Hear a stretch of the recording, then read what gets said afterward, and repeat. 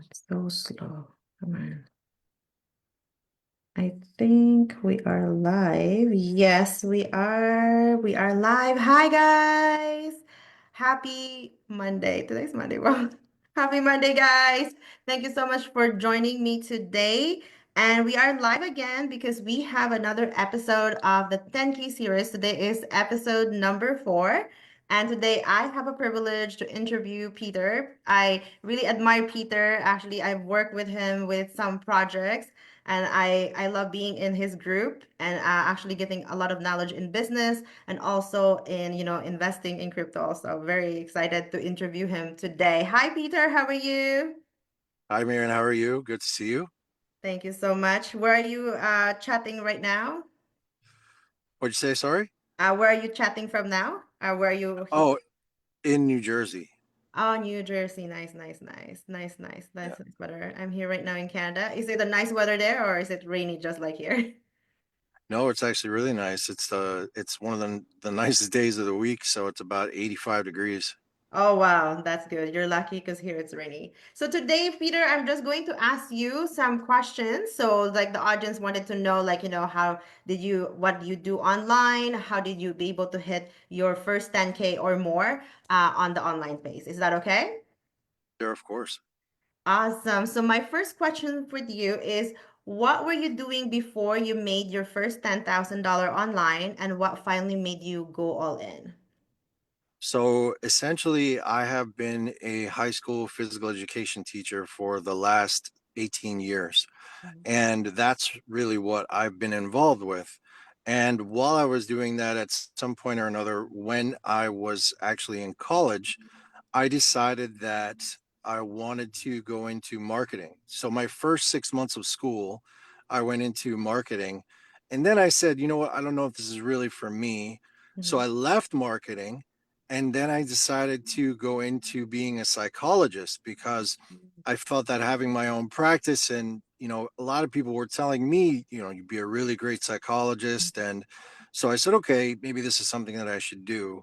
mhm, Then, as I went through my psychology degree, I got my bachelor's in psychology. I decided that still that wasn't exactly what I wanted to do. mhm. So then I left that, talked to a couple different people, and found out that maybe physical education is what I really like to do. I was an athlete. I liked sports and I liked educating people about sports and lifelong, fitness and Mhm, things of that nature. So I decided to go into that route, get my master's of arts in teaching there. mhm, And while I was finishing up with that, I kind of started dabbling in a little bit with the online space. mhm, Not too much, but a little bit. mhm, And I started seeing people do things here and there, but still at that point, it was still very new. I mean, mhm, crypto wasn't even created at that point in time, and but I still started people to see, all these different things like Herbalife. I started to see Oh, nice. Herbalife and Mhm, how that was something that could be so beneficial for people in terms of wellness and health. And mhm, I was like, you can make a career out of it. That's kind of cool, or a side job and mhm, side hustle, and that was mhm, interesting.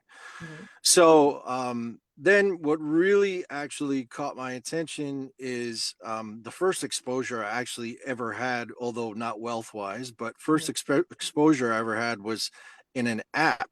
It was mhm. a sports app called FireFan. Oh, And that was way back in 2015 or 16, I believe. mhm, And that was really my first like true exposure to building a like significant team mhm, structure, I guess you would mhm, say.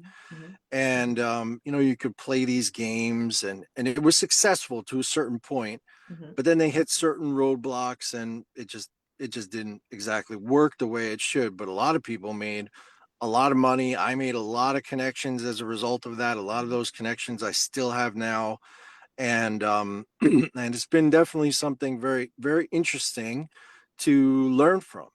And so, but my real first exposure was getting into crypto. mhm, And when I got into cryptocurrency and started learning all about that and the importance of educating yourself about Bitcoin and cryptography, and learning what Ethereum is and how all mhm, these smart contracts work, that was really what sparked my interest and started me to get on the journey of a path to success in the crypto space. Wow, that's awesome. Wow, you went through a lot of journey, right? You went through physical to psychologist, then went back Yeah. to education, and then now online and discovered crypto. Wow, that was all around for you. But at least you have discovered now your passion, which is to still teach physical education and then in crypto. So was it crypto that then first brought the real revenue that you actually hoped for? Is it actually crypto? Yes. Yeah.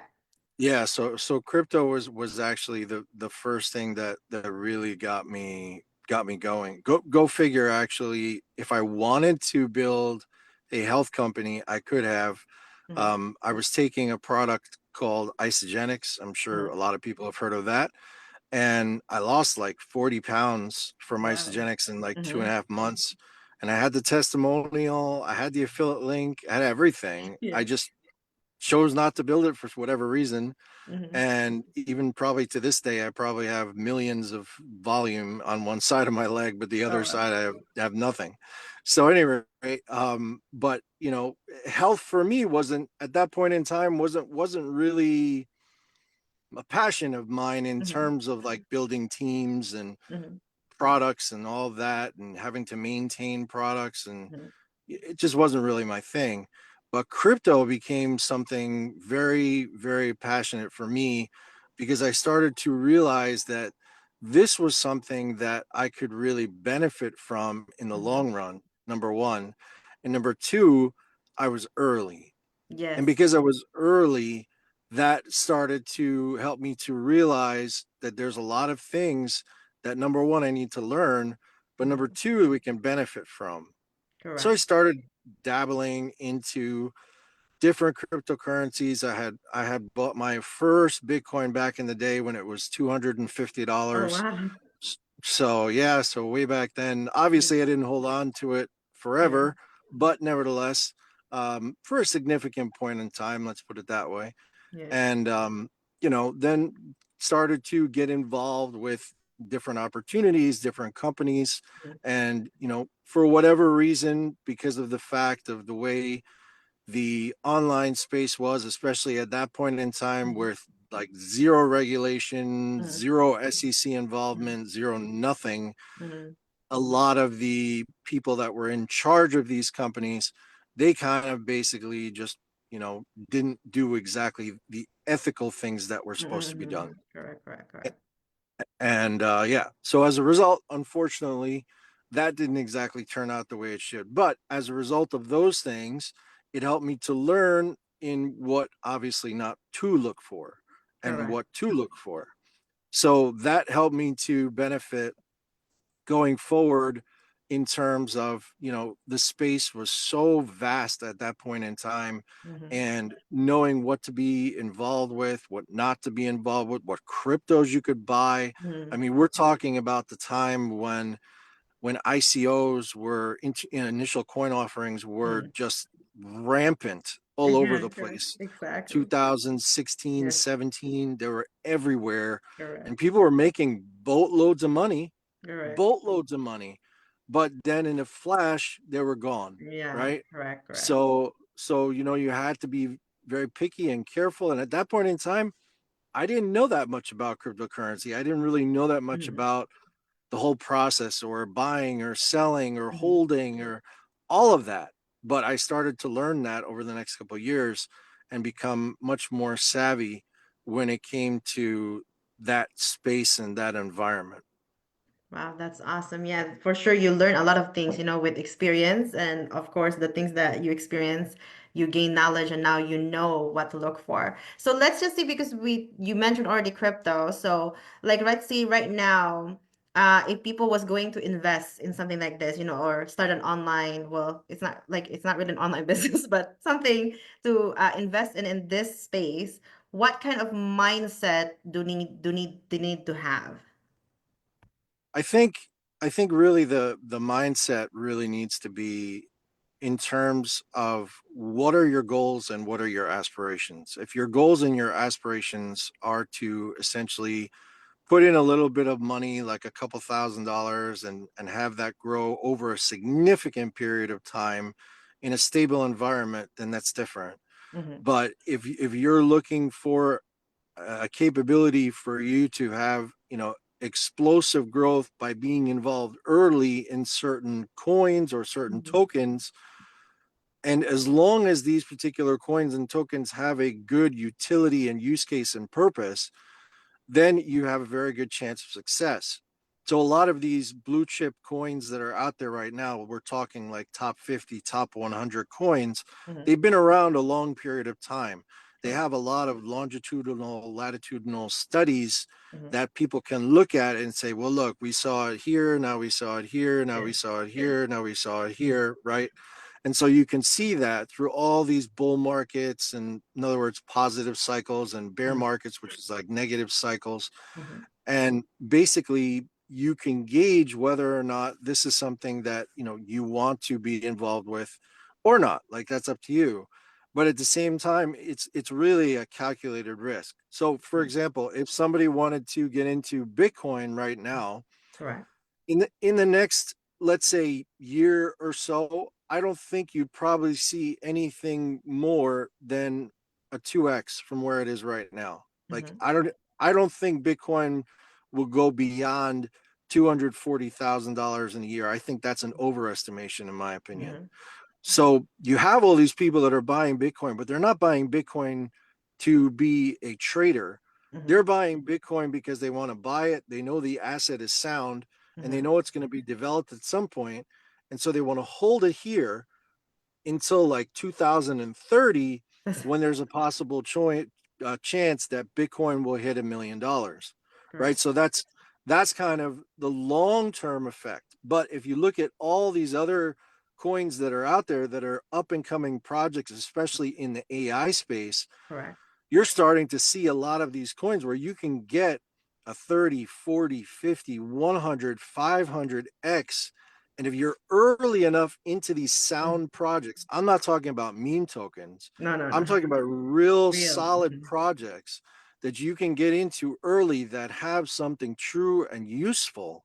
You have the potential to make a lot of money Correct. and not put a lot of money in. You could put in $1,000 and Hmm. turn that $1,000 into 10 grand, 50 grand, 100 grand over Hmm. time.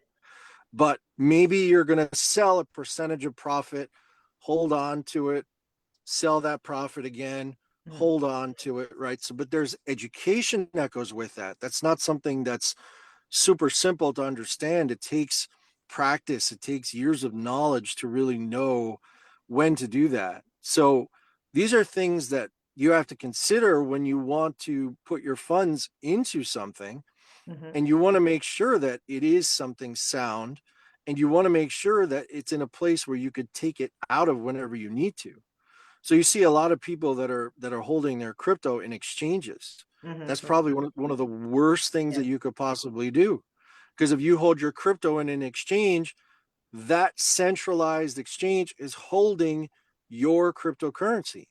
Hmm. So you're, not your keys, not your crypto, as we say. Yes. So if you're not in control of your funds, then that means that you can't get your funds out whenever you want to.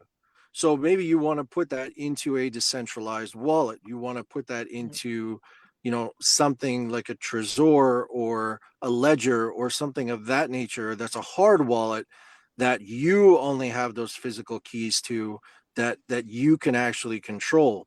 So these are things that people have to consider. But again, that takes a little bit of knowledge, a little bit of practice before you can really get it right. And even though sometimes some people will still do that, they'll put it on their ledger, they'll put it Hmm. on their Trezor or whatever the case, their Tangent wallet, whatever. And essentially, they might do one little thing wrong when they're going Hmm. from one place to the other, and then they lose their crypto. Oh, yeah. So you have to be very, very careful in the way that you do things. So Correct. there's a lot of things out there right now that are really good, but there's Hmm. a lot of things out there that are like this shiny object syndrome that people Hmm. just gravitate towards, and they don't understand what they're looking for, and they'll jump on the wagon because they see their friends on it or they see Hmm. somebody making money. But a lot of times and this is the unethical part that I don't like, Hmm. you see a lot of people that are posting pictures of results or anything else that are Hmm. not theirs. Correct, correct, They're correct. posting results of like somebody else who they know and Mhm. saying that it's theirs. Oh yeah, then that's And that's completely unethical. correct, So correct. that's enticement. And even Hmm. posting results, in my opinion, is enticement in general. Correct. So you have to be careful what you do, especially nowadays online when there's so much more regulation that's going to be coming. Hmm. You definitely have to be careful what you do online, what you say online, Correct. providing disclaimers. Everything is super, super important to pay attention to. Very, yes, correct, correct. Yeah, that's true. Yeah. So in terms of going, like finding the investment in crypto is definitely good to have your research, right? Do your due diligence. And again, like this you said, there are lots of sound projects out there. You just have to find the right ones. So what could you say if I was you, like I am still new actually this day, still learning, what would be the four things that beginners should avoid? Like if they were going to go in this space to be able to like maybe have their first $10,000 in this space.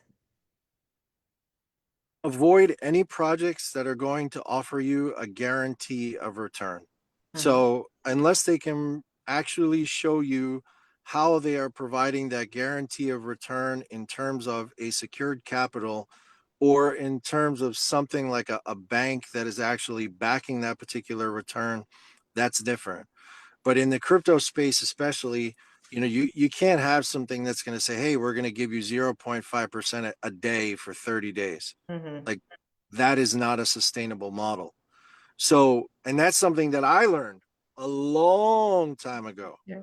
And I'm using this teachable moment to explain to everybody that could be listening to this that you should stay away from that as a rule number one. Like that Mm-hmm. is by far the biggest issue that could really happen in terms of crypto and growing your crypto because it's not safe. Correct. But but the second thing is, I would say to if you're not familiar in the crypto space, if you're not familiar with meme tokens, stay away from them Correct. because they are going to cause you problems. Mm-hmm. Now, here's what I will say. If you do get into any kind of meme tokens, you find the best one that has the highest volume that's been around the longest Mm-hmm. on any chain. So Oh. whether that be Binance Smart Chain or that's Base or that's Ethereum or Solana, whatever the case may be, Mm-hmm. you find one, literally one, that's been around the longest and that has the most potential for success. And that's the only one that you would actually want to get involved with. And you would put it in, let it sit there for a little while. And that's all you would do. You wouldn't trade it because that would be kind of silly. Mm-hmm. But at the same, unless you know what you're doing and you're a trader, then that's different. But otherwise, you wouldn't do that. Yes. So that would be the second thing. The third thing is in terms of investing and in terms of really doing your due diligence. Mm-hmm. That's the important thing. So knowing and understanding, where does this profitability lie? Mm-hmm. Where is this company gaining their revenue from? How many different revenue sources are they actually establishing so that we can actually profit from whatever we're putting our money into? Is it sustainable? What model are they using to sustain that capacity? Right? Like all these different things, like, who's in the company? What is their experience? Do they have any previous experience in things that haven't exactly worked out? And if they have they been open about talking about those particular things that didn't go their way? Right. So all these things are things you have to look for. You Mm-hmm. have to see if they have any kind of portfolio that could give you a capability for giving you a future ROI in Mm-hmm. terms of not like a guaranteed ROI, but hey, like what's going to happen with this company? What roadmap do they have? Is that roadmap being initiated? Right. So it's just so many different things Yes. that you have to look for. When people are first getting into crypto, they go, oh, what are the tokenomics of this token? Because the tokenomics are going to be what I want to look Mhm. for. No, that's actually really not the most important thing. Oh, The most okay. important thing is sustainability of a Mm-hmm. project. And if a project is not sustainable, then it's not going to work. Like Mm-hmm. one of the biggest problems in crypto is developers. And Oh, if we look at the meme space especially, you have so many different projects that have just completely rugged. And what we mean by rugged mhm. is essentially ran away with the money, Correct. where a developer will create some kind of backdoor into the smart contract and Mm-hmm. basically siphon the money out Mm-hmm. without anybody's knowledge. And then all of a sudden that thing goes from being here and you're all excited and then Bang, bang, it bang, just zero. flatlines. So you have to be very careful, 100% Mm-hmm. about that. Correct. So here you have it, guys. Those are the four pitfalls things that you need to avoid. If you wanted to start this and start growing, the money that you have, like it could be like $1,000 that you want to grow to 10,000, but you need to look into like, researching it, looking at the pitfalls, looking to see if the project is actually sustainable. Before I thought I was just gonna look at the tokenomics. Even though I look at tokenomics, I didn't even understand what it is. It doesn't really matter. But it's good to know, like, you need to learn like the research and the sustainability of that project. Like, where is that project going, right? And I think that those are very important things to look for, especially in learning this space, because it's still a very new space, even though it's been around like, I know a couple of years now, but still it's pretty new for a lot of people. And I think a lot of people Right. sometimes shy away from it because they're like, oh, I don't know about this. And that's why it's very important to have the knowledge and be in the space with people that actually have the knowledge, just like Peter, who been in this space for a long time, right? So he had went through all those challenges. So now we're gonna learn from him, so we don't have to do it. So, but let's see, Yeah. if I was today, I have $1,000, right? And I'm starting from zero today. What would be your biggest advice for me? Like, which token should I put my $1,000 in today? Yeah, I would probably say put 50% of that into Bitcoin.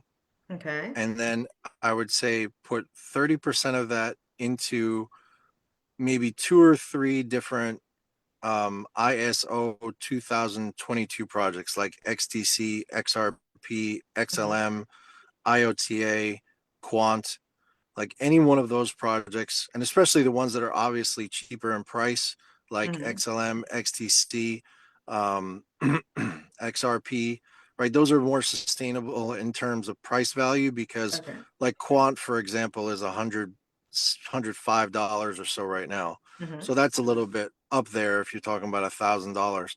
Correct. But these projects are going to be projects that are going to adapt into the world of finance as we Mhm. know it going forward. So Mhm. a lot of what's going to happen is a shift in the banking system. And Mhm. as this shift starts to happen, these are coins that people are going to want to hold for an extended period of time because they are going to have an extremely high growth potential. So, and then what I would say is probably, so we're at 80% right now. Mhm. So with that 20% that's left over, I would say probably diversify between any kind of small cap. So anything under, 40 to $50 million projects um, that are viable. And Mhm. obviously that takes a lot of research, but that are viable. And then, you can also put with that maybe one or two different, solid meme coin projects that have potential for success that have been around a long period of time. Um, and basically, you could do something like that, and that would give you a balanced portfolio with $1,000 that you would have. Oh wow, that's very. So, would you think in the 20%, also AI coins would be good, Yep, or the yep. AI And then coin? you would, yeah, and then you would want to look in that 20% with AI projects that are on the smaller cap ratio. So for example, there's a project that it's not $50 million, it's Mhm. above that, but it's Mhm. solid. There's a project called Pinlink, which Finland, actually I've okay. been talking about a long time. Mhm. I got into Pinlink, I think when it was at 13 cents, something like that. went all the way up to $4.20 and Oh, corrected to okay. around $1.05. Now it's just a little under a dollar now, I think. But Okay, that's still good. so many significant um, partnerships that PinLink has done with mining projects, like real mining projects Mm-hmm. in the space, and with really, really solid blue chip projects like Chainlink and Mm-hmm. so many other projects that are out there. And they're going to be a very revolutionary company when it comes to tokenizations of different assets, physical assets especially. So that's going to be definitely a big one to look out for the future, and that's really early. It's early, yeah. It's only $1 now, right? Pin link. That's pretty good, yeah. That's it would Yeah, be one of my thing in my portfolio, my $1,000 that I'm going to start. right. 50% Correct. good. Correct. That's really good. So, thank you so much for that, Peter. So, could you tell us a little bit more, like what's happening right now? Do you have any project that you're doing right now that you want to tell everybody or invite them to? Yeah, sure. So I don't know if you could see behind me. See Oh, that here. bee? Yeah, yeah, we can see the bee Okay, so on the fire. B stands for a project called Booster AI that Mm, I've been involved with mhm, for an extended period of time now. And what we're doing is creating the world's first unicorn project in the space of AI. So what we're doing is creating a platform and solution that's outside of crypto mhm, that is usable for any consumer and any merchant. So we're creating a one-stop shop for any merchant to come and say, hey, what if we need websites built? What mhm, if we need graphics done? mhm, What if we need videos done? mhm, What if we need customer sales support in terms with AI? Instead of them going to XYZ company, mhm, they come to us. They have a back office that they create. And mhm, right underneath there, they have an a la carte system mhm, that they'll actually be able to buy whatever products that they want to use.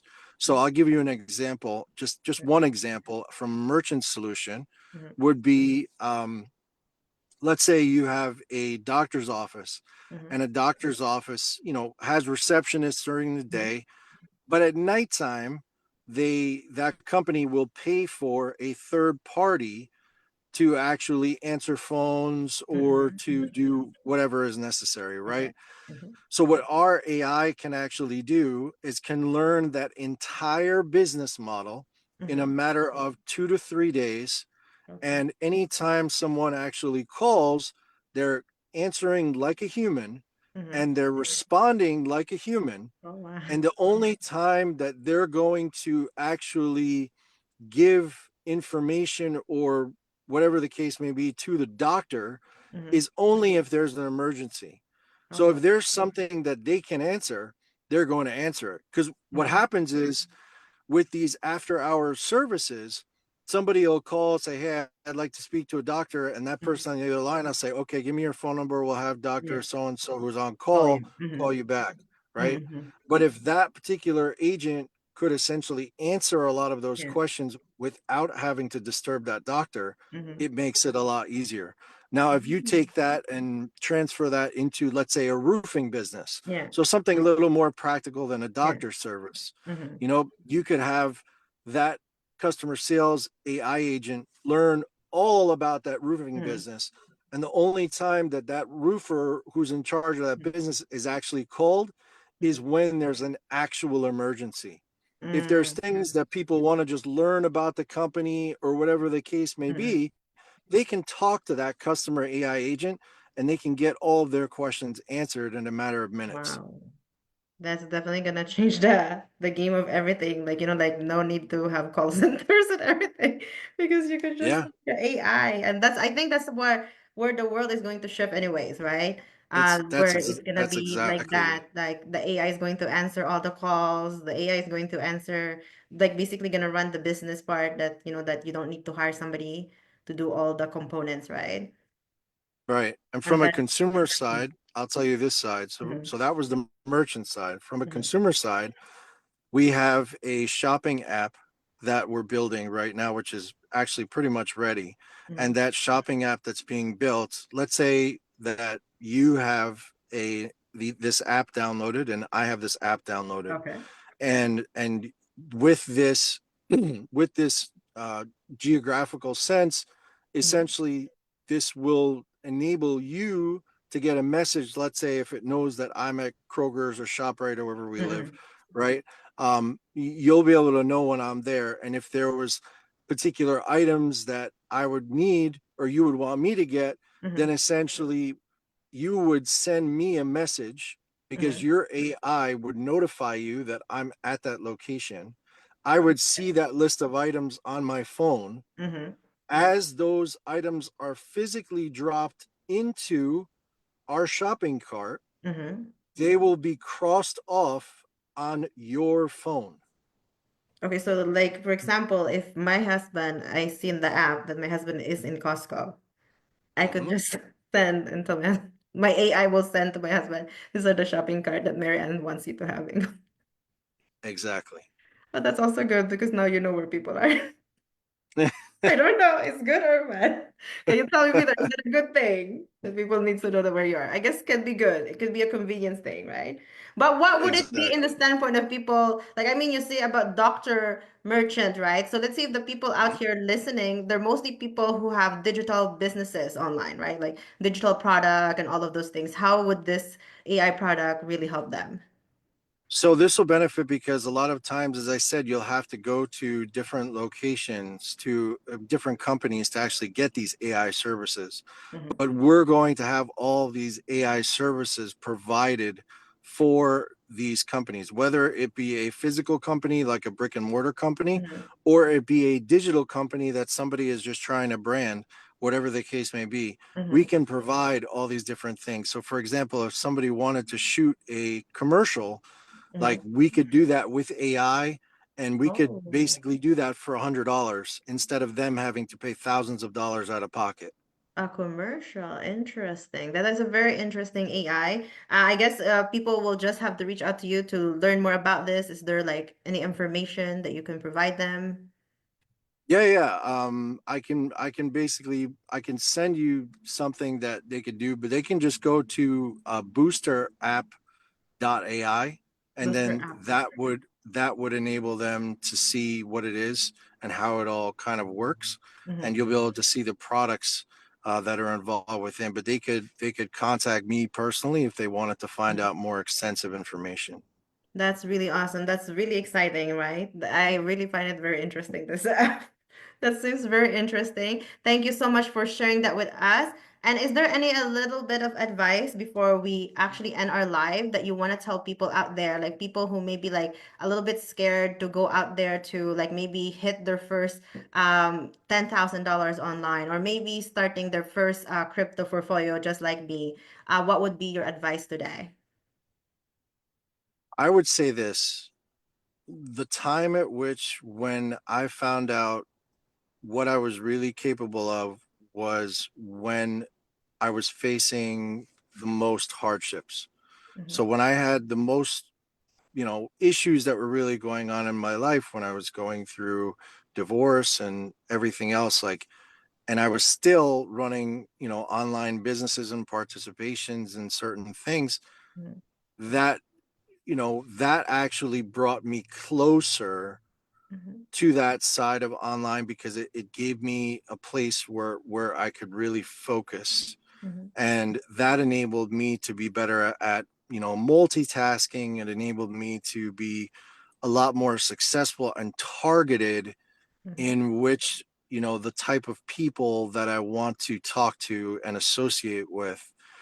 So what I would basically say is, when you think that you're at a time where everything is being most difficult for you, let's say for example, in your life, and you're looking for an outlet, Mm-hmm. that online space, if you find a family, if you find a company that you can really get into and be comfortable with, then that can be your biggest asset going forward.